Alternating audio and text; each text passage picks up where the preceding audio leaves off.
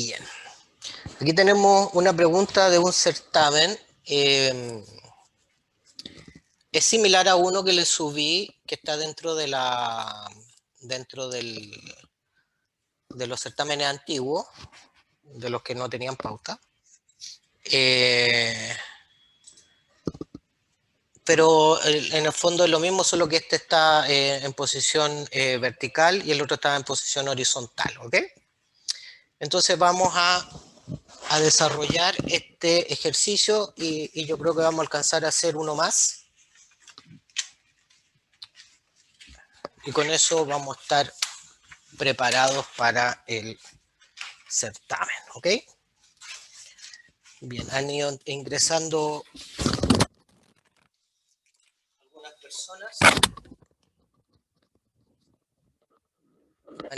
algunas personas. Vamos a ir agregándolas. Entonces, ¿no hay dudas con respecto al certamen? O sea, perdón, al control. No, profe. Bien. Perfecto.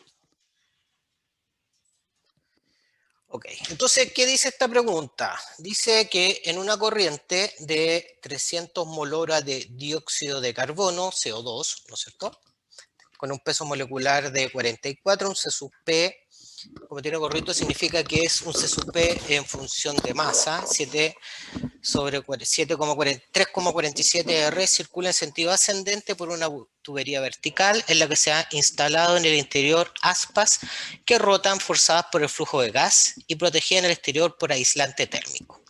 Con referencia a esta figura, las condiciones de entrada y salida del CO2 en la tubería son la corriente de alimentación 160 grados Celsius 5 bar y una velocidad de 100 metros por segundo, y la corriente de descarga está saliendo a 2 bar. Las dimensiones de la tubería indican que el diámetro 2 sobre el diámetro 1 es de 2 en metros sobre metro y H2 menos H1 son 5 metros, o sea, 5 metros la altura del análisis. Entonces nos dicen que en un principio despreciemos los cambios cinéticos y potenciales entre las corrientes de entrada y salida de la tubería y calculemos la temperatura del CO2, obviamente en la corriente de salida, el trabajo de eje realizado por el CO2 en la tubería y después empleando el valor de la temperatura de la corriente que calculamos. Ahora sí consideremos los cambios cinéticos potenciales y recalcular el trabajo de eje realizado por el CO2 en la tubería. Y nos dicen que comentemos los resultados. ¿Ve? Bien. ¿Con qué partimos?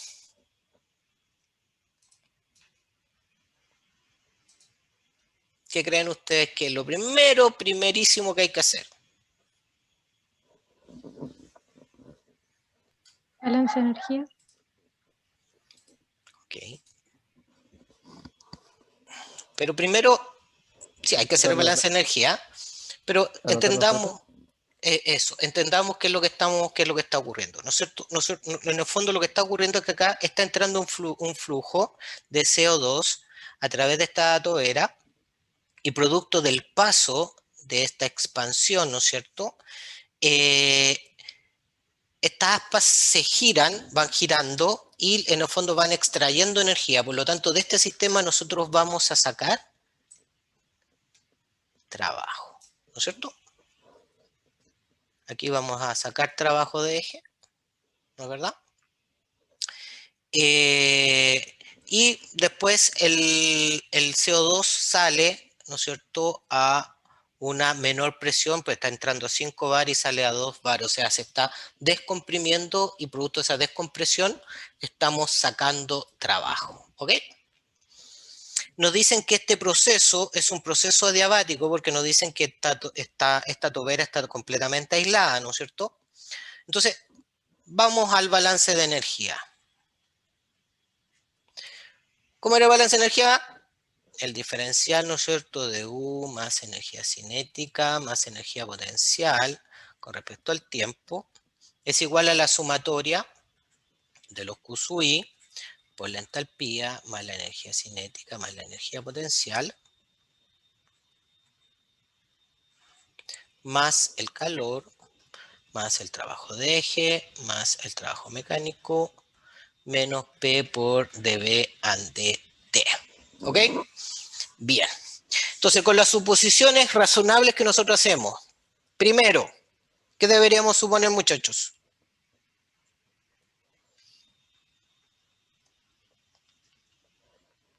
Calor igual a cero. Ya, es un proceso diabático, por lo tanto esto es calor a cero. ¿Qué más? Eso no es una suposición, ese es un dato. ¿Qué más? Trabajo mecánico es distinto de cero. Trabajo Cero, mecánico perdón, es cero. cero. Ok. Suponer que está estático. ¿Estático o estado estacionario? Eso. Bien. Vamos a suponer que está en estado estacionario, ¿no es cierto? Profe, Sí, es estacionario porque lo que sale es el mismo que lo que entra. Que todavía me correcto. cuesta como ya. Sí. El estado estacionario significa que no hay acumulación. ¿Se acuerdan que hablamos harto de la acumulación en la válvula cuando iba entrando y que iba pasando el tiempo y que se iba llenando hasta que llegaba un momento que se llenaba completamente y que ahí llegamos al estado estacionario? Entonces, lo que conversamos fue que todos los procesos en flujo como este, ¿no es cierto? Nosotros, en la medida, si hay más de una corriente, dos o más, los vamos a considerar como estado estacionario. ¿Ok? Entonces, esto estado estacionario significa que todas las propiedades con respecto del tiempo valen cero. Nos quería como la entalpía con el eje nomás. Con el trabajo de eje. Entonces, claro, simplifiquemos, esto es cero y este de acá también es cero, ¿no es cierto? Entonces, ¿qué nos está quedando? Que la sumatoria de esta expresión que tengo acá, que son los aportes de las corrientes, más el trabajo es igual a cero, que es lo que decía su compañera. ¿Ok? Entonces, vamos a ir resolviendo. Significa que tengo la corriente 1 y la corriente 2. Voy a aprovechar de hacer inmediatamente el balance de masa. ¿Ok? ¿Qué me dice el balance de masa? Que el de M en dt es la sumatoria de los Q sub, y entonces Q1 entra menos Q sub 2 sale, ¿no es cierto? Pero como esto está en estado estacionario, esto vale 0, por lo tanto, Q sub 1 es igual a Q sub 2 y le vamos a llamar Q. ¿Ok? Por lo tanto, tengo el caudal. Ahora vuelvo al balance de energía, entonces tengo que Q sub 1, que es Q, por la entalpía 1, más la energía cinética en 1, más la energía potencial en 1, menos Q sub 2, por la entalpía en 2, más la energía cinética en 2, más la energía potencial en 2, más el trabajo de eje, es igual a 0. ¿Ok? Pero me dicen que en esta primera etapa vamos a suponer que la energía cinética y la energía potencial son despreciables, ¿ok? Entonces, ¿qué me va a quedar? Me va a dar que Q por la entalpía en 1 menos la entalpía en 2 más el trabajo de eje es igual a 0. Por lo tanto, Q por delta entalpía es igual al trabajo de eje. ¿Ok? Ese es nuestro balance de energía para este sistema que tenemos acá. Entonces, ¿qué me falta para poder determinar?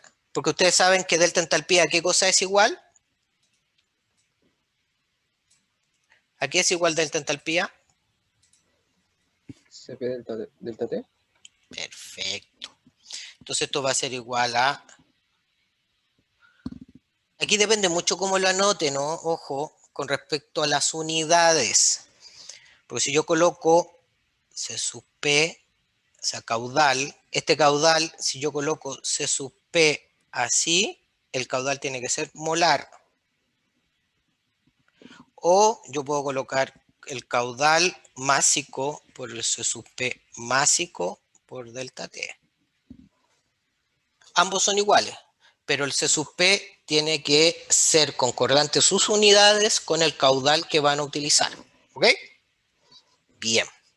Entonces, para poder calcular esto que me falta, yo necesito conocer la temperatura 2. No la conozco. Sé que sale a 2 bar, pero no conozco la temperatura a la que sale. Entonces tengo que determinar la temperatura para poder determinar la entalpía y con eso determinar el trabajo. ¿Cómo calculamos la temperatura?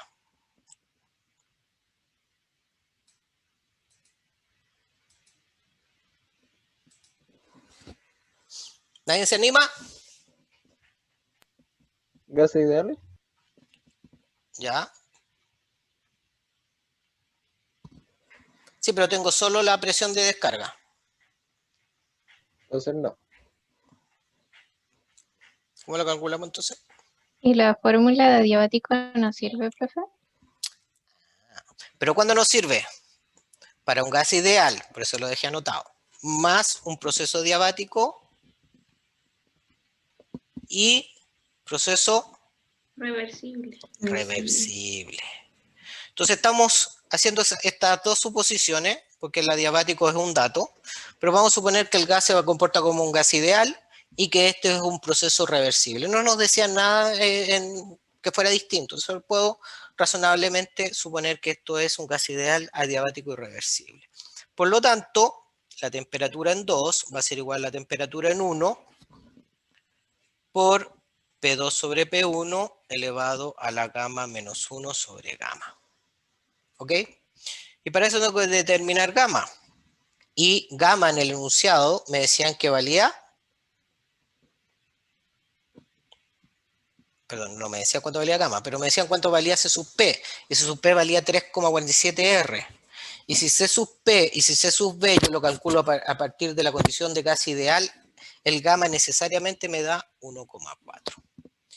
Por lo tanto, la temperatura en 2 va a ser igual a la temperatura en 1, que eran 160 grados Celsius, más 273, son 433,15 Kelvin. La presión 2 es 2 bar, la presión inicial es 5 elevado a 1,4 menos 1 partido por 1,4. Por lo tanto, esto nos da 333 Kelvin.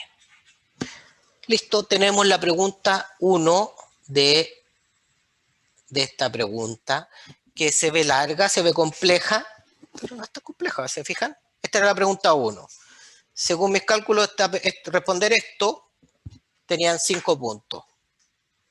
Profe, pero para responder eso no es necesario hacer los balances, ¿verdad? ¿No? No, ya, No. es que eso yo tenía una confusión porque... Lo que pasa es que, a ver, cuando tú planteas el problema, a ver, es que cuando uno plantea el problema, uno debe entender qué es lo que necesita. Uno muchas veces se da cuenta de lo que necesita en la medida que va desarrollando el problema, ¿ok? Cuando yo me enfrento al problema y veo, o sea, si tú ya tienes experiencia y ves que en la descarga solo tienes la presión, tú ya sabes de antemano que vas a necesitar calcular la temperatura de descarga. Pero a lo mejor no tienes tanta experiencia y no te das cuenta. Pero sí, cuando hagas el balance de energía y llegues a la condición que el trabajo de eje es igual a delta entalpía y que para poder determinar delta entalpía necesitas la temperatura, te vas a dar cuenta que necesitas calcular la temperatura. En este caso, aún más, la primera pregunta del problema era determinar la temperatura. Ya. O sea, la pregunta está en el orden secuencial de desarrollo. ¿Ok? Yo no lo hice así porque seguí un poco cuando pregunté, me dijeron el balance de energía. Entonces dije, ya, ok, hagamos el balance de energía. Seguí lo que ustedes me estaban diciendo. ¿Ok? Claro, pero en una pregunta donde hay flujos, pero que yo sé que lo que me están preguntando se basa en el estado estacionario, por decir, cuando una válvula se abre, pero cuando alcanza un estado, la válvula se cierra sola, yo puedo contestar esas preguntas tomando el escenario final o el primero sin necesidad, a veces, dependiendo de lo que me preguntan, de hacer el balance de energía. Esto. Ah, ya. Acuérdense, por ejemplo, cuando en algunas preguntas, de hecho, algunas personas en el control respondieron la pregunta 2, dijeron, el delta energía interna es 0. Sin hacer ningún balance. Claro. Estaba correcto. Ya, perfecto. Porque hay un concepto que lo sustenta. ¿Te fijas? No es... Ahora, normalmente siempre va a ser necesario por alguno o por otro motivo hacer el balance de energía porque es parte de la materia. Pero podría una pregunta no necesitarlo. O sea, hay de todo. ¿Okay? Va a depender de la pregunta. Profe, Dígame. ¿por qué esto es adiabático? ¿O me cuesta reconocer eso? No, porque el enunciado del problema le decía que el proceso era adiabático. Ah, Probablemente no dice, si volvemos a la pregunta, dice, y está protegido en el exterior por aislante térmico. Eso es equivalente a decir que está bien aislado, por lo tanto no sale calor hacia afuera, por lo tanto el proceso es adiabático. esto es porque el Q es 0. Sí. ¿Y cada vez que el Q sea 0 va a ser adiabático? Un proceso adiabático, es que esa es la definición. El proceso adiabático es el proceso en el cual no hay transferencia de calor. El proceso adiabático es cuando Q vale 0. Ese es el proceso adiabático. Ya, ¿Ok? gracias. Bien. Entonces, tenemos la temperatura. ¿Ok? Entonces ahora podemos calcular el trabajo de eje, ¿cierto? Vamos al trabajo. Entonces el trabajo de eje,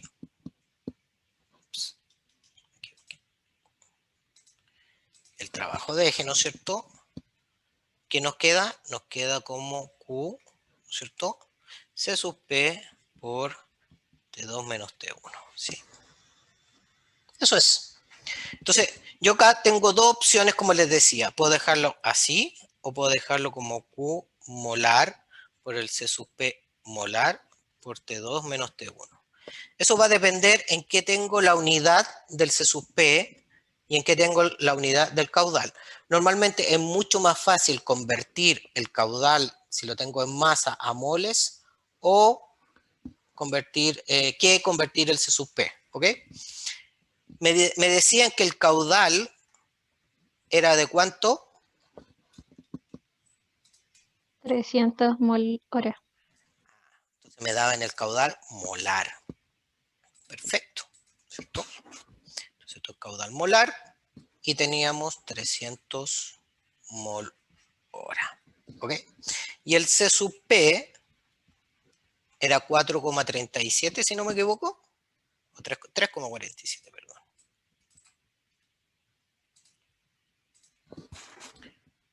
$3,47 por R. Y R es 8,314 Joule partido por mol Kelvin. Entonces, ¿esto está en qué unidad de masa? En mol. Entonces no tengo ningún problema. Puedo reemplazar 300 mol hora por 3,47 por 8,314 Joule partido por mol Kelvin por delta T. La temperatura en 2 nos dio 333 menos 433, que era la temperatura inicial, en Kelvin. Se me va el Kelvin, se me va el mol. ¿Y en qué me queda? En Joule partido por hora. Perfecto. Y este trabajo entonces nos está dando menos 86. Qué feo me quedó ese número. 86,3496,8 Joule partido por hora o 863.000,5 kilojoule partido por hora. Y ahí tenemos entonces el valor del trabajo. ¿Listo? Pregunta 2 resuelta. ¿Duda?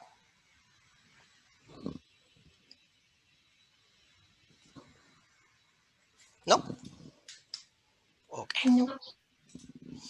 Y después nos dicen que para poder evaluar la diferencia, nos dice, ya, ok, calcule lo mismo, pero ahora no desprecie la energía cinética y la energía potencial. Ah, chuta, ya, ok. Entonces, si no desprecio la energía cinética y potencial, ¿cómo me queda el balance de energía?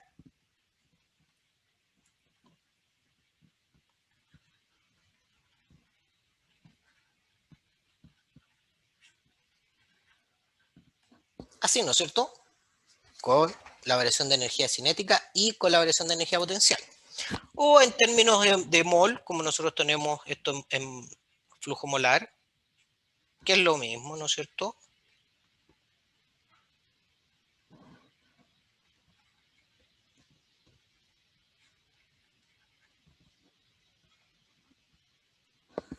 ¿Ok? Esto es exactamente lo mismo. O sea, el resultado es el mismo. ¿De acuerdo? Bien. Entonces, ¿qué ocurre? Debemos calcular, obviamente, la variación de la energía cinética y la variación de la energía potencial. Partamos con, ¿qué cree usted que sería más fácil? La cinética. No es más fácil. La potencial. Partamos con la energía potencial. La energía potencial, ¿no es cierto? ¿A qué va a ser igual? La energía potencial va a ser igual a G por delta H. Claro, la gravedad por la variación de la altura.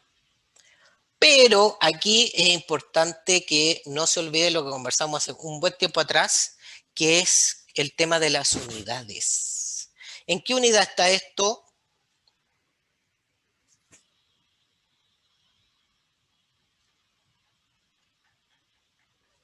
Metro cuadrado, segundo cuadrado. Dividido en ¿Y segundo cuadrado. y eso qué unidad es?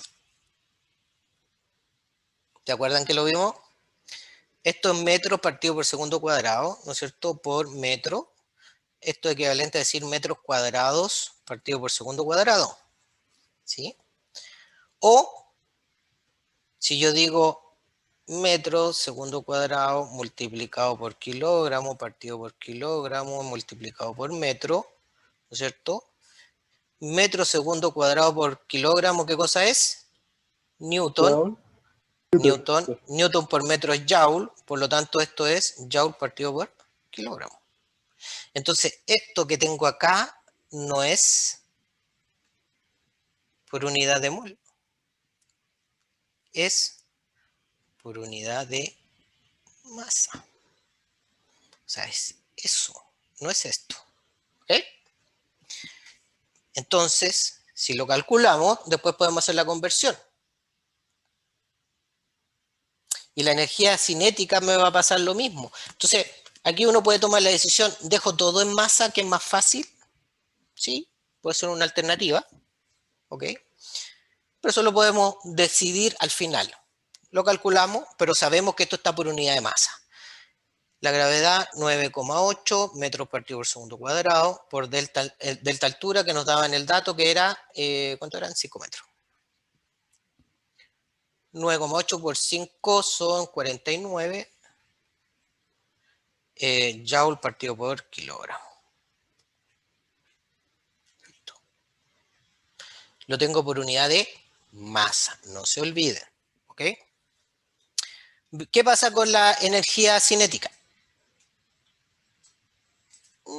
La energía cinética, aquí es igual. Delta energía cinética, ya sé que es por unidad de masa, así que no me voy a hacer el que no sé. ¿Sí? Aquí es igual. A un medio por la velocidad final al cuadrado menos la velocidad inicial al cuadrado. Si ustedes se fijan, esta unidad, ¿cuál es? metros cuadrados partido por segundo cuadrado, o sea, esta. Por lo tanto, esto va a quedar en joule partido por kilogramo, igual que la energía potencial. Bien, tengo la velocidad final.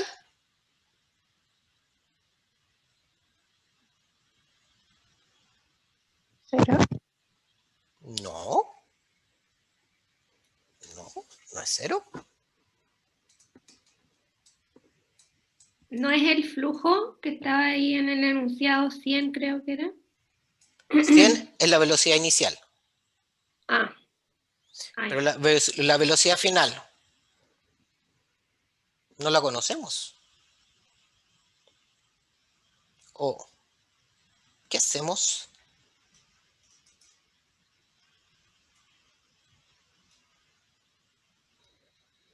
¿Qué se le ocurre hacer para calcular esa velocidad?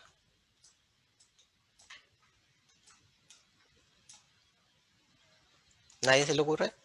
¿No hay fórmulas de caudal que tengan velocidad? ¿Cómo, perdón? Bien, ¿no hay fórmulas con caudal que tengan velocidad? Sí. No, no me acuerdo. Por ahí va. Bien.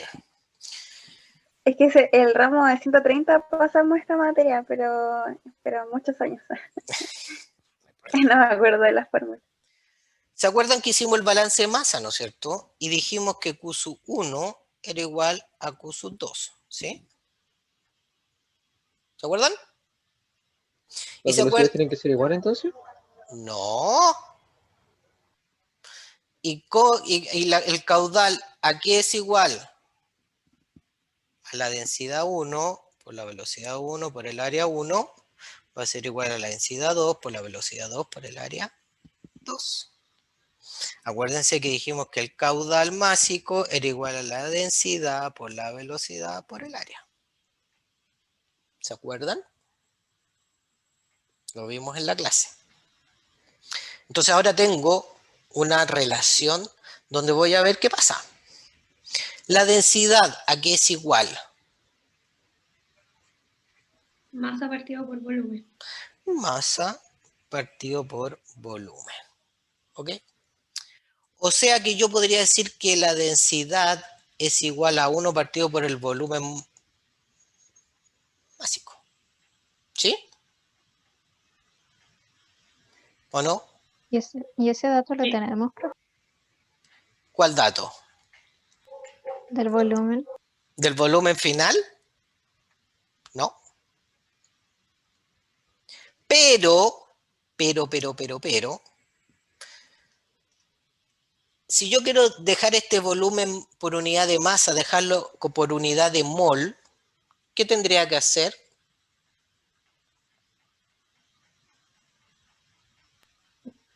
Dividir por la masa molecular.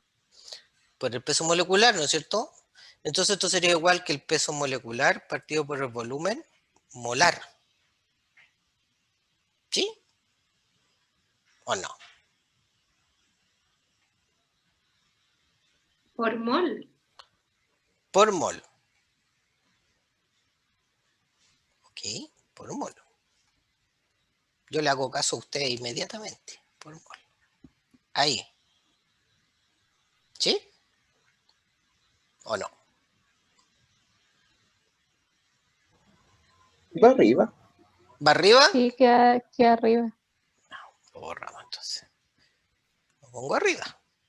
¿Por qué juega así con nosotros, profe? Para que piensen, para que aporten en el desarrollo del ejercicio. Ok. Entonces, ahora tengo esta igualdad. Pero ustedes saben, por gas ideal, que el volumen molar, ¿a qué es igual? Volumen partido. No. NRT partido en P. Sí, perfecto. Para un gas ideal. Ecuación de gas ideal. Por lo tanto, vamos a ir viendo. Profe, pero no es sin el N. Eso no es RT nomás.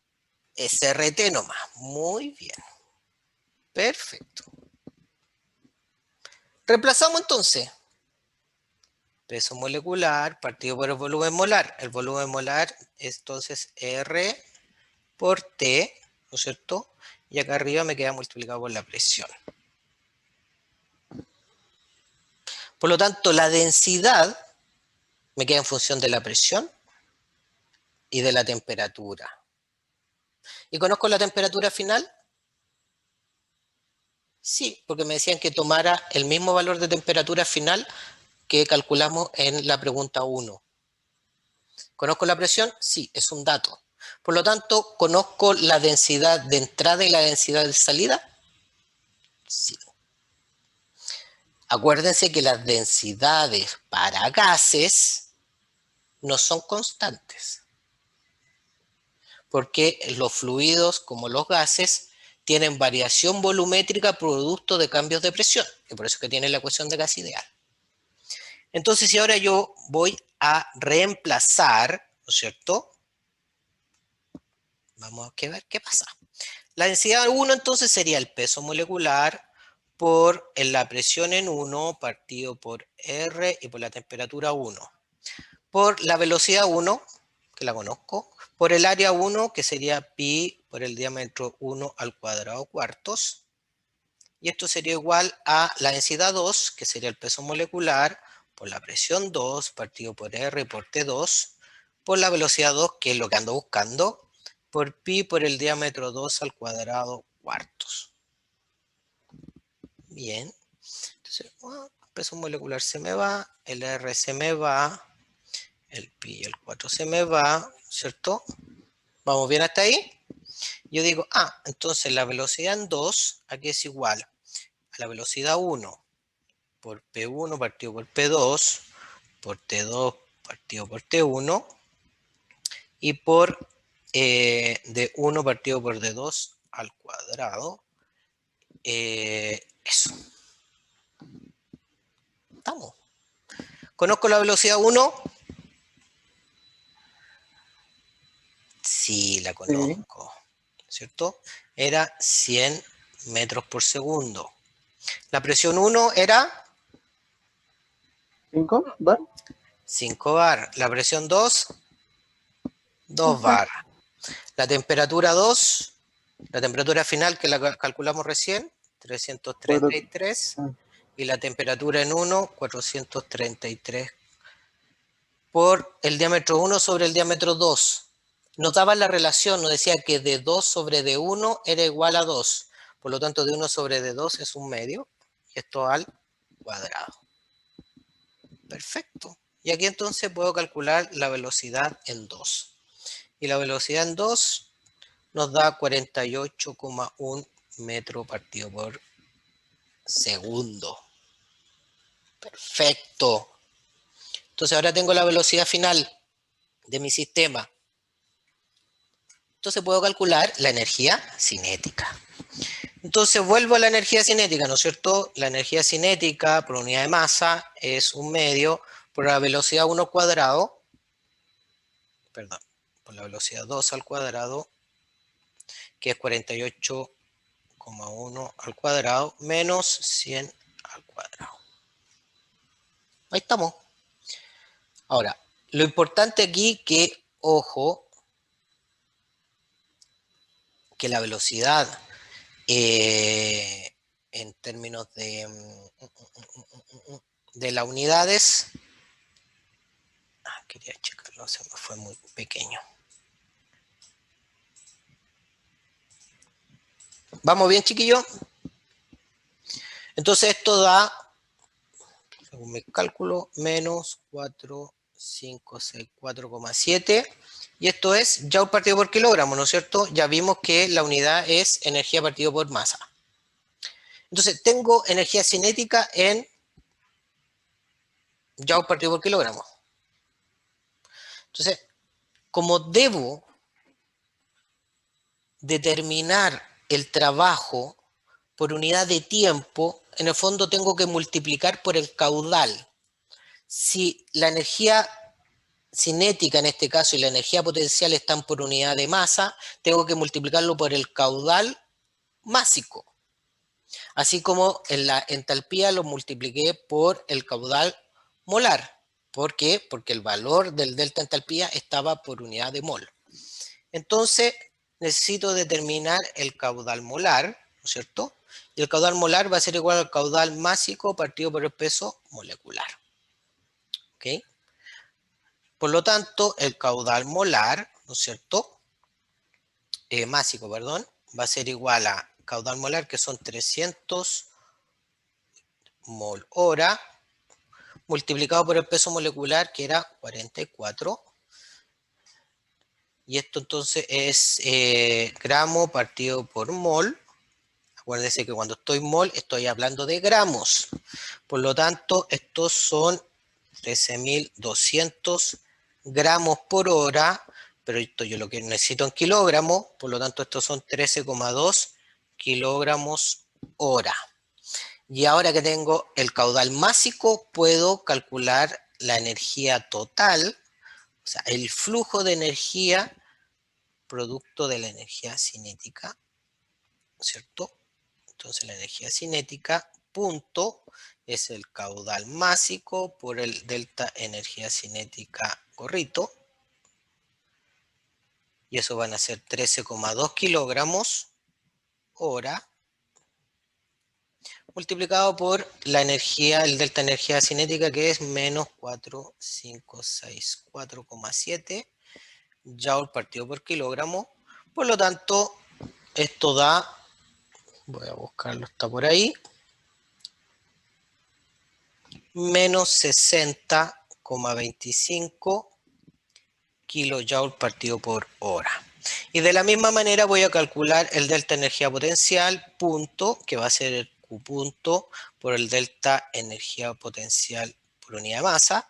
Entonces esto es 13,2 kilogramos por hora, multiplicado por el delta energía potencial, que lo calculamos y nos había dado 0,64 kilojoule partido por hora. Por lo tanto, esto es...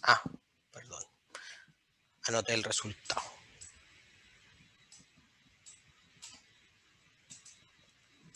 $13,2 por 646,49 nos dio 49 joule partido por kilogramo, ¿no es cierto? Y esto entonces son 0,64 kilojoule partido por hora. Entonces tengo la variación de energía cinética, la variación de energía potencial, el delta entalpía es el mismo, ¿no es cierto? Por lo tanto, ahora voy a calcular el trabajo de eje considerando la energía cinética potencial, ¿no es cierto? El trabajo de eje va a ser igual a menos 863,5 menos 60,25 más 0,64. ¿Se fijan los órdenes de magnitud? Este es el delta entalpía, este es el delta energía cinética y este es el delta energía potencial. El delta energía potencial comparado con el delta entalpía, el delta energía cinética versus la energía potencial, entonces esto da menos 923,11 kilojoule partido por hora.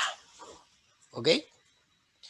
Entonces aquí obviamente que no, el valor del trabajo anterior, ¿no es cierto?, nos dio 863 y ahora nos da 9,6923.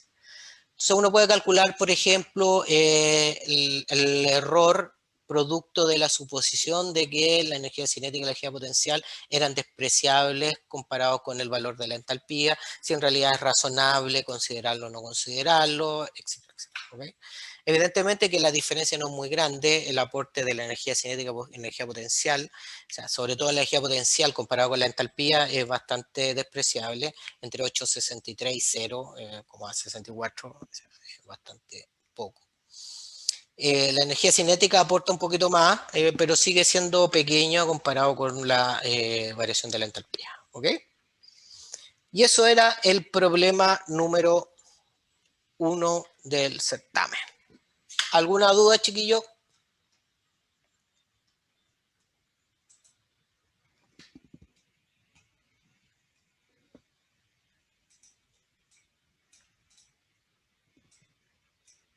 Se fija que la pregunta era muy larga, o se veía larga, pero no era tan larga.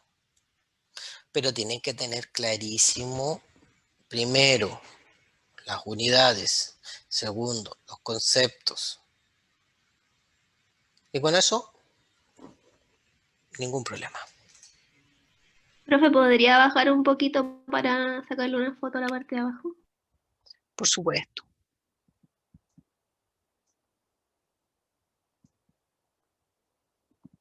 Ahí. Gracias. Ok. Bien. Y ahora vamos a ver un problema que está un poquito más claro, un poquito más complejo.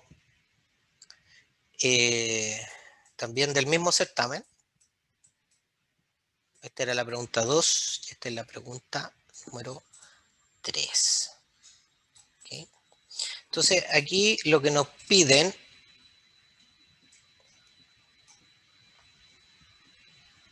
vamos a agrandar aquí, porque si no, no se va a ver nada.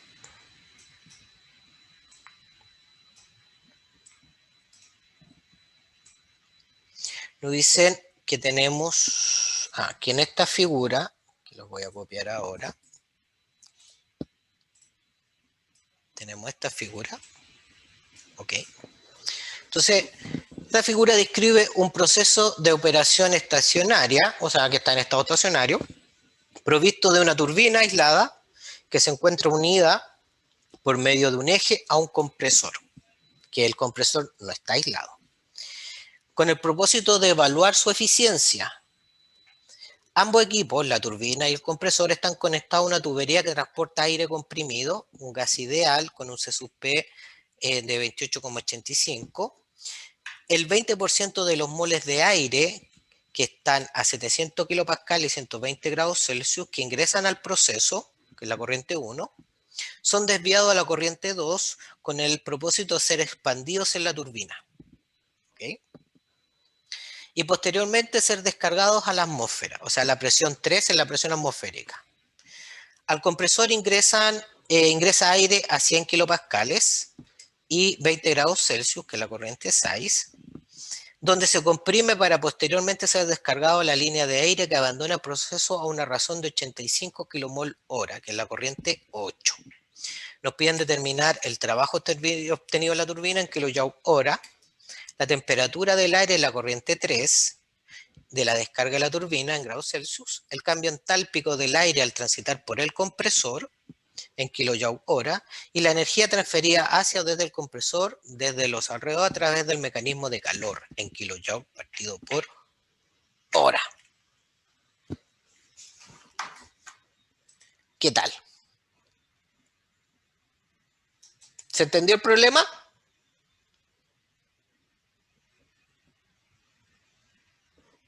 ¿Sí o no?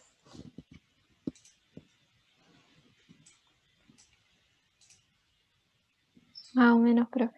Más o menos nomás. Está un poquito enredado. Vamos por parte. Normalmente cuando nosotros tenemos muchas corrientes, lo que yo les recomiendo es hacer una tabla para saber lo que conocemos y saber lo que no conocemos. ¿Ok? Entonces, podemos hacer una tablita donde digo, a ver, corriente, número de corriente, ¿no es cierto? Temperatura, presión, caudal. ¿Ok? Si tengo la corriente 1, voy a bajar porque si no, no voy a alcanzar a escribir nada. Esa corriente 1, ¿ok? La corriente 1 me dicen que entra a 120 grados Celsius y una presión de 700 kilopascales. Y el caudal es de 100 kilomol hora. La corriente 2, ¿no es cierto? Que está acá, como es una separación, esto es importante, muchachos, que por ejemplo, si yo tengo una corriente que va en este sentido y se separa en dos, ¿cierto? La presión y la temperatura se mantienen iguales, no cambia, porque solo hay una bifurcación de corrientes.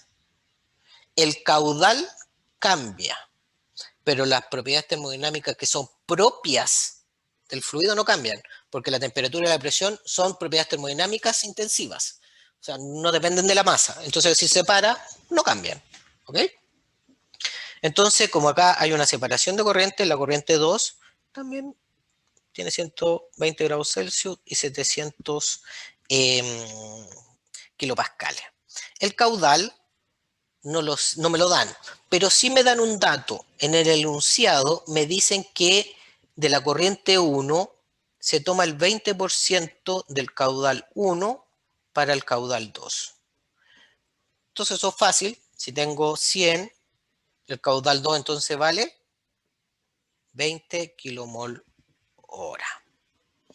Después tengo la corriente 3, que la corriente 3 es la que tengo acá abajo, es la que sale de la turbina, y esa me dicen que sale a presión atmosférica. En el enunciado me dicen que es presión atmosférica. Como todo esto está en kilopascales, la presión atmosférica serían 100 kilopascales. Una atmósfera o un bar serían 100 kilopascales, ¿no es cierto?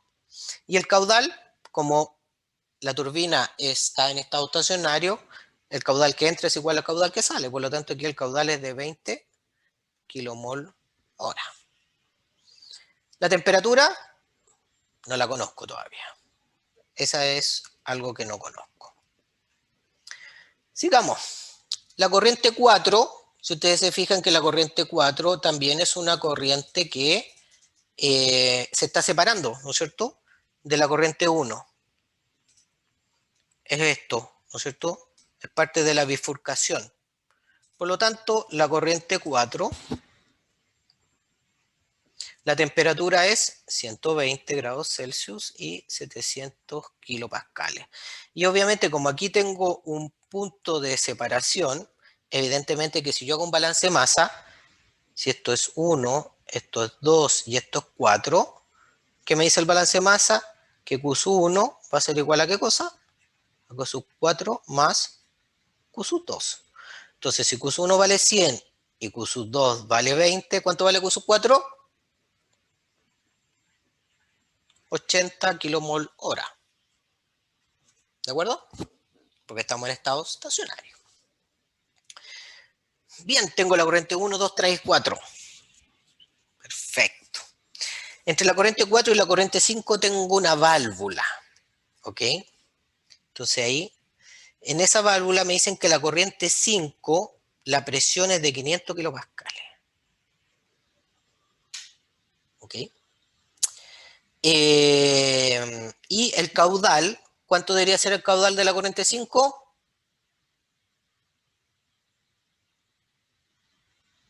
Balance de masa. 80. 80, muy bien. ¿Conozco la temperatura?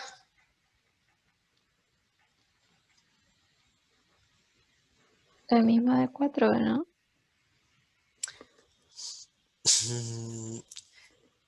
Bien. Ahora, ¿por qué es la misma de 4?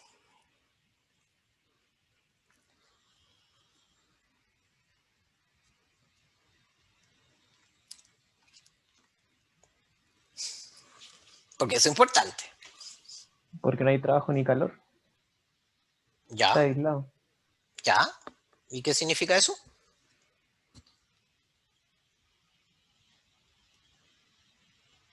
Lo vimos en la clase pasada. Que la variación de energía interna es 0.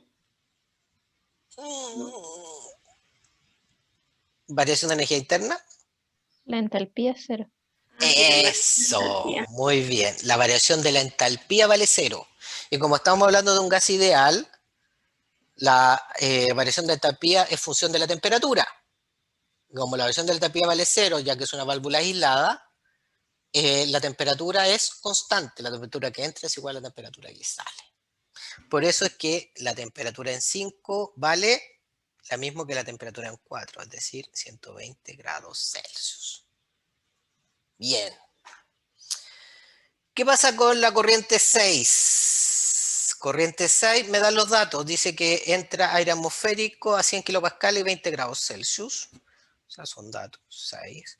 La temperatura es 20 grados Celsius y una presión de 100 kilopascales, ¿cierto? En principio todavía no conozco cuál es la masa. Ok. La corriente 7. ¿Qué pasa con la corriente 7? ¿Conozco algo de la corriente 7?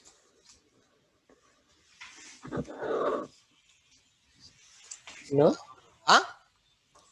¿No? Ah, son 5 kilomol. 5. Para que dé 85 en la línea. Muy bien. Ya, la corriente, el caudal de la corriente 5 son 5 kilomol. También la presión es 500. La presión es 500, muy bien. Perfecto. La corriente 8, me dicen que la presión es 500 y que el Eso es lo que caudal pone es 7. 85 kilomol hora al tiro. Ya, vamos a irnos devolviendo. La 8 me dicen que tengo 500 kilopascales y 85 kilomol hora, ¿sí? Sí. Bien. La corriente 7 está entre la corriente 7, 5 y 8 están en una unión. Tengo la corriente 5, tengo la corriente 7, se juntan para formar la corriente 8. ¿Sí? La corriente 5 ya vimos que teníamos 80 kilomol hora. ¿Sí? Y la corriente 8 me dicen que son 85 kilomol hora. Entonces, ¿cuánta masa debería ser la corriente 7? 5. 5. Esos 5 que decía su compañero. ¿Bien? Sí, profe, gracias. Bien. ¿Por qué? Que sería la otra pregunta, ¿por qué 500 la corriente 7? ¿Por qué vale 500 kilopascales? Porque si la corriente 5 tiene una presión de 500 y la corriente 8 tiene una presión de 500, necesariamente la corriente 7 debe tener una presión de 500. No puede tener ni una presión mayor ni una presión menor. Porque todo este sistema, todas estas cañerías están a la misma presión. Porque aquí estamos suponiendo que no hay caídas de presión. Si tenemos una cañería y esas cañerías están unidas, todas esas cañerías unidas tienen la misma presión. Todas. ¿Ok? Bien. Entonces, por eso que la presión de la corriente 7 es de 500 kilopascales. Excelente. Y si la corriente 7 son 5 kilomol, ¿cuánto vale la corriente 6? 5 kilomol hora. ¿No es cierto? Porque está en estado estacionario en el compresor. Si salen 5, tienen que entrar 5. Maravilloso. Entonces, si ustedes se fijan, solo me falta, ¿qué cosa? La temperatura en 3, la temperatura en 7 y la temperatura en 8. Esos son los datos que yo necesitaría para determinar, para conocer todo mi sistema. ¿No es cierto? Bien. ¿Qué hacemos entonces?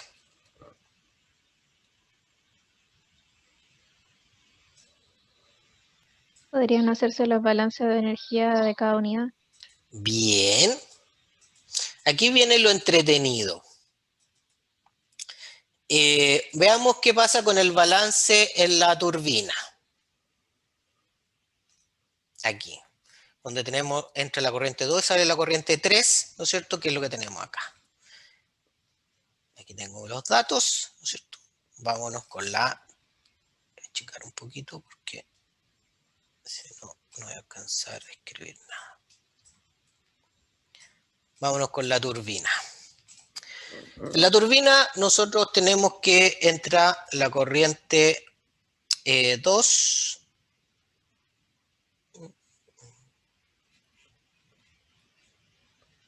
sale la corriente 3, ¿no es cierto? Y de aquí voy a obtener trabajo. Y me dicen que esta turbina estaba aislada, ¿no es cierto? Aislada, bien. Si yo hago el balance de energía, ustedes ya no les voy a escribir toda la expresión, ¿no es cierto? El trabajo de la turbina, ¿a qué es igual? Variación de entalpía. ¿Qué cosa es igual a la variación de entalpía? El trabajo de eje. Significa que el delta entalpía es igual al trabajo de eje. ¿Sí? Lo vimos en la clase pasada. Ejemplo, hicimos un ejemplo de turbina. Entonces tengo delta entalpía igual a trabajo de eje. O Q másico por delta entalpía por unidad de masa es igual al trabajo de eje. ¿Ok?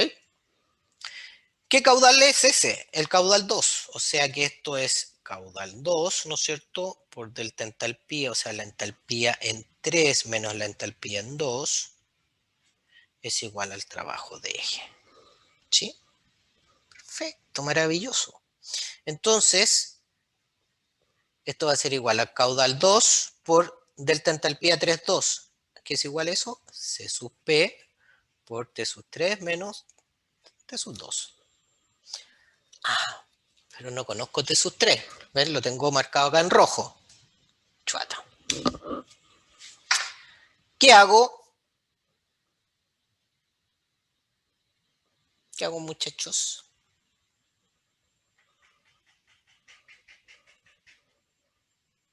Ya todos deberían decírmelo con voz de coro, en coro. Si esto yo estoy considerando que el caudal es un gas ideal y que la turbina es adiabática, ¿no es cierto? Porque está bien aislada y que el proceso es reversible, ¿qué pasa con eso? Significa que yo puedo decir que T sub 3 es igual a T sub 2, ¿no es cierto? Por P sub 3 partido por P sub 2 elevado a la gamma menos 1 sobre gamma. ¿Sí? ¿No es cierto? Perfecto. Entonces puedo calcular T sub 3. 393, 100 partido por 700 elevado a 1,4 menos 1 partido por 1,4. Entonces T sub 3 es igual a, por aquí está, 225,4 Kelvin. Y que de hecho era una pregunta, ¿no es cierto?, en el enunciado. Perfecto. Tengo la temperatura en 3. Entonces ya puedo calcular el trabajo de eje de la turbina. El trabajo de eje de la turbina, ¿no es cierto?, va a ser igual. Caudal molar, porque esto está por unidad de mol, ¿no es cierto? Entonces va a ser Q sub 2 molar, y el Q sub 2 molar son 20, pero esto está en kilomol, y yo el R lo voy a tener en mol, entonces lo voy a dejar en mol, 20.000 mol hora, por el C sub P, que son 28,85 joule partido por mol Kelvin, que me lo da en el enunciado, por 225,4 menos 393 Kelvin. Se me van los Kelvin, se me va el mol, ¿no es cierto? Y esto me queda en joule partido por hora. Perfecto.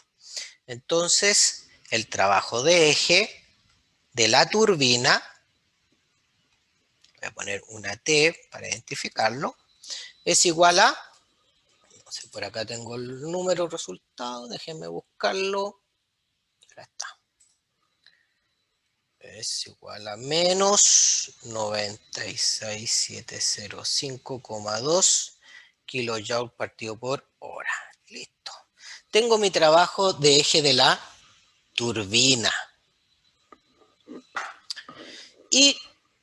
Pero, ¿qué andamos buscando? El trabajo del compresor, porque queremos saber su rendimiento, su eficiencia. Pero me dan un dato que el trabajo del compresor es igual al trabajo de la turbina, porque están enganchadas, ¿cierto? O sea, el giro de uno lo hace el otro, ¿no es cierto? Significa que el trabajo de la turbina es igual al trabajo del compresor. Por lo tanto, el trabajo del compresor, ¿no es cierto?, punto, trabajo de eje del compresor, va a ser igual al trabajo de eje de la turbina. Pero el trabajo de la turbina es negativa y el trabajo de compresor, ¿qué signo tiene? Positivo. Positivo, entonces con signo contrario. El trabajo del compresor entonces es igual a más, ¿no es cierto?, 96705,2 kJ partido por hora. Entonces ahora me voy al compresor. ¿Qué pasa en nuestro querido compresor? Aquí está un poco más compleja la cosa, parece, ¿no?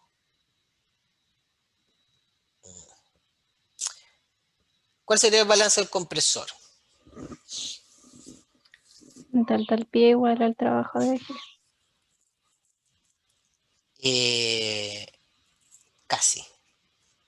Lo que pasa es que en el compresor, en el enunciado, obviamente que ustedes no lo pudieron leer y releer, pero el enunciado decía que el compresor no era diabático. No era diabático. Entonces significa que en el caso del compresor, nosotros tenemos lo siguiente. Tenemos aquí, se comprime y sale, ¿no es cierto? Perdón, esto era al revés. Entra abajo y sale arriba, ¿no es cierto? Ahí y sale para allá. Esta era la corriente 6 y esta es la corriente 7, ¿ok? Pero me dicen que el compresor no es adiabático, por lo tanto el balance del compresor es que el trabajo de eje, ¿no es cierto?, total, más el calor es igual a caudal por delta entalpía, ¿no es cierto?, entre 6 y 7. Chuata. Y no conozco el calor. ¿Puedo calcular el delta entalpía? A ver, veamos. ¿Tenemos los datos para calcular delta entalpía? Tampoco. Me falta la temperatura en 7. Tengo la temperatura en 6, pero no tengo la temperatura en 7. Entonces tengo dos incógnitas. ¿Qué hacemos? Profe, ¿la temperatura no se puede dejar en términos de la presión? Sí, pero no va a ser, o sea, tú lo puedes dejar en términos de la presión, pero va a ser siempre linealmente dependiente del resto.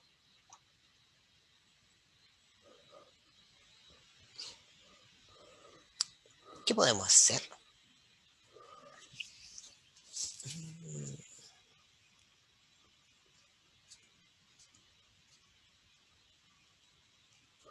¿Qué creen ustedes? ¿De dónde sacamos otra ecuación?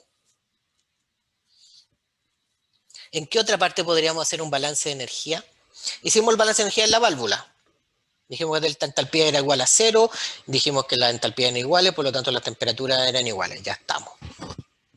Hicimos el balance en la turbina, perfecto. Hicimos el balance en el compresor, perfecto. ¿En la frontera? ¿Cuál frontera? Es que no sé, como en química de procesos, cuando se hacían como caja negra todo lo de dentro y solo se veían los flujos de entrada y de salida.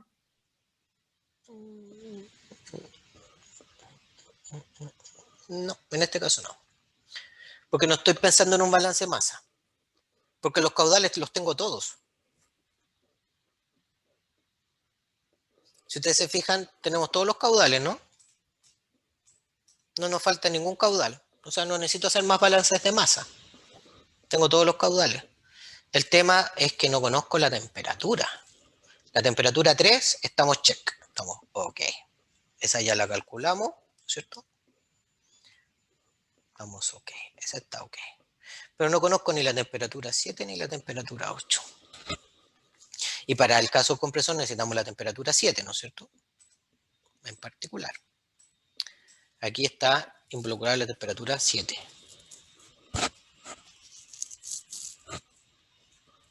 ¿Dónde creen ustedes? Si vamos a mirar el proceso. Los voy a agrandar. ¿Dónde ustedes creen que se podría hacer otro balance de energía?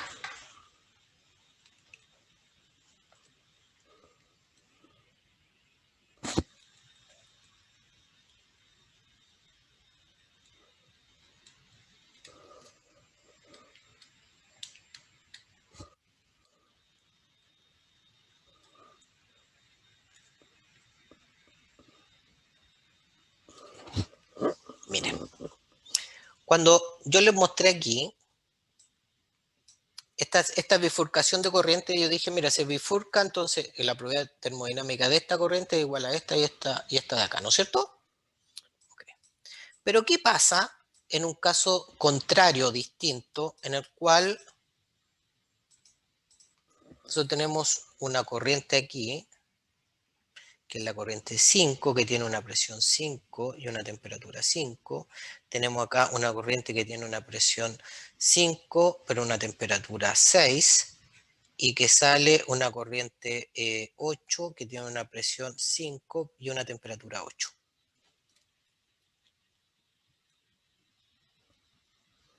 Tiene temperaturas distintas. Porque en este caso, en el caso anterior, es una corriente que se separa en dos. Por lo tanto, esa corriente mantiene sus propiedades termodinámicas. Pero ¿qué pasa con una corriente final donde se están juntando dos corrientes que son distintas? ¿Qué sentido? Se está mezclando. Muy bien. Entonces, ¿cuál es el sentido de eso? Es el sentido, lo mismo que vimos en la clase pasada, cuando yo hice una cajita de un mezclador adiabático. Es lo mismo. Estoy juntando dos corrientes y sale una tercera. O sea, estoy mezclando corrientes. Entonces, eso es lo mismo que yo piense o haga la analogía a que ahí hay una caja donde se están mezclando las corrientes y después sale otra corriente. Entonces, ahí tengo un balance de energía. ¿Y qué me dice este balance de energía? ¿Cierto? Aquí se están mezclando las corrientes, ¿no es cierto? Entonces, este balance de energía me dice que el caudal de la corriente 5, ¿no es cierto?, por la entalpía en 5, más el caudal de la corriente 7, por la entalpía en 7, es igual al caudal de la corriente 8 por la entalpía en 8. Miren. Y ustedes ya saben qué pasa con esto. Lo hicimos en la clase pasada, ¿no es cierto? El caudal 8 es igual al caudal 5 más el caudal 7. ¿Sí? Entonces yo reemplazo aquí el caudal 5 más 7 por delta entalpía 8. ¿Y qué nos queda? Nos queda que el caudal 5 por delta entalpía 5, 8 más el caudal 7 por el delta entalpía 7, 8 es igual a 0. ¿Y delta entalpía a qué es igual? C sub P por la temperatura en 8 menos la temperatura en 5 más el caudal en 7 por el C sub P de la temperatura en 8 menos la temperatura en 7. Y esto es igual a 0. Entonces ahora tengo una ecuación adicional donde me aparece la temperatura 7 y la temperatura 8. Chuta. Esta parte ya de aquí se ponía un poquito complicada. Es cierto, esta era la pregunta difícil. Entonces dice, chuta, tengo esta expresión que tengo acá, ¿no es cierto? Donde tengo esta ecuación que le voy a llamar asterisco, que tengo la temperatura 7 y la temperatura 8. ¿Sí? Lo demás lo conozco. Tengo acá una que está en función también de la temperatura 7, ¿cierto? Y del calor. También tengo dos incógnitas. Y Q. ¿Sí? Entonces tengo tres incógnitas y dos ecuaciones. O sea, no me aportó. Pero tengo dos incógnitas. Ahora llegué a 3 incógnitas y 2 ecuaciones. ¿Qué podemos hacer? ¿Qué creen ustedes que podríamos hacer? Aquí viene la parte, la magia del ingeniero.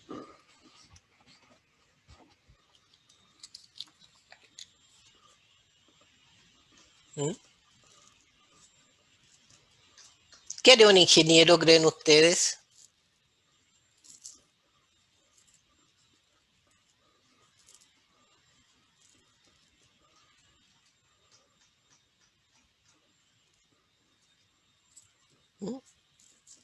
Ah. ¿Tenemos otra ecuación donde sacar el tema?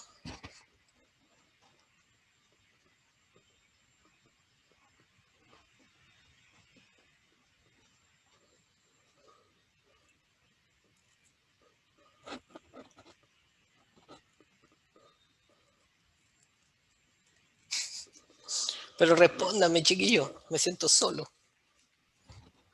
No sé. No, profe, no. Esta pregunta era muy maldita, se los digo al tiro. No, yo no se lo haría, no le haría esta pregunta a usted, ¿eh? Así que no se vayan a asustar. Entonces, si ustedes se fijan, tenemos el balance, tenemos calor, y la verdad es que ya no tenemos más ecuaciones. Entonces, lo que podemos hacer para poder estimar, porque nos pedían determinar la estimación en el fondo del trabajo, lo que yo voy a decir es, ya, ok.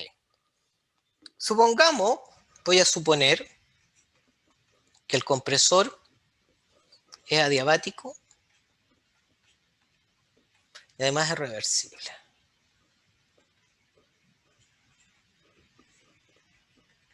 ¿Ok? Puedes suponer eso. Si supongo que es adiabático y además es reversible, significa que la temperatura en 7, ¿a qué va a ser igual? A la temperatura en 6 por presión 7 partido por presión 6, elevado a la gamma más 1 sobre gamma. ¿Ok? Y ahí yo puedo determinar una temperatura 7. Ahora, esta temperatura 7 es una temperatura ideal, porque el problema me decía que el compresor no era adiabático. Yo lo podría haber considerado reversible, pero nunca me dijo que era adiabático. ¿Ok? Pero si lo considero adiabático y reversible, significa que estoy suponiendo que esta temperatura es una temperatura ideal. ¿Ok? Y la puedo calcular. El gamma vale 1,4, conozco la presión, ¿no es cierto? O sea, estos son 293,15. Estos son 500 partido por 100. 1,4 menos 1 partido por 1,4. Y esto nos da 464,3 Kelvin. Tengo la temperatura 7. Entonces, si yo sigo bajo este supuesto, ¿no es cierto? El delta entalpía, puedo calcular el delta entalpía, y el delta entalpía va a ser igual a ¿qué cosa? Al caudal, que lo conozco, ¿no es cierto? De la corriente 6 por el C sub P por T7 menos T6. ¿Ok? El caudal son 5 por 1000, porque estaba en kilomol, hora, por eso supe que es 28,85 joule partido por mol Kelvin, por la delta T 404,3 menos 293,1 Kelvin. ¿Okay? Se me dan los Kelvin, se me dan los mol, esto me queda en joule partido por hora, perfecto. Y ahí tengo el delta entalpía que necesitaba. Y como tengo el delta entalpía, esto da, delta entalpía me da 4688,4 kilojoules partido por hora. ¿Ok? Entonces tengo el delta entalpía. Entonces el calor, por el balance de energía, me devuelvo el balance de energía y dejo de suponer, aquí viene la magia, dejo suponer de que el balance, de que en el fondo estoy bajo una condición ideal. Entonces digo, el calor por balance de energía, que es igual al delta entalpía menos el trabajo del compresor de eje, ¿no es cierto? Este ya lo tenemos y este lo acabamos de calcular. Ahora este está medio cochino, ¿no es cierto? Porque fue un cálculo ideal, pero calculemos igual. 24,688,4 menos el trabajo del compresor, que es 9670,5, ¿no es cierto? Por lo tanto, el calor es, tengo unos datos por acá abajo, menos 72.016,8 kilojoules partido por hora. Y ahí calculé el calor. Es decir,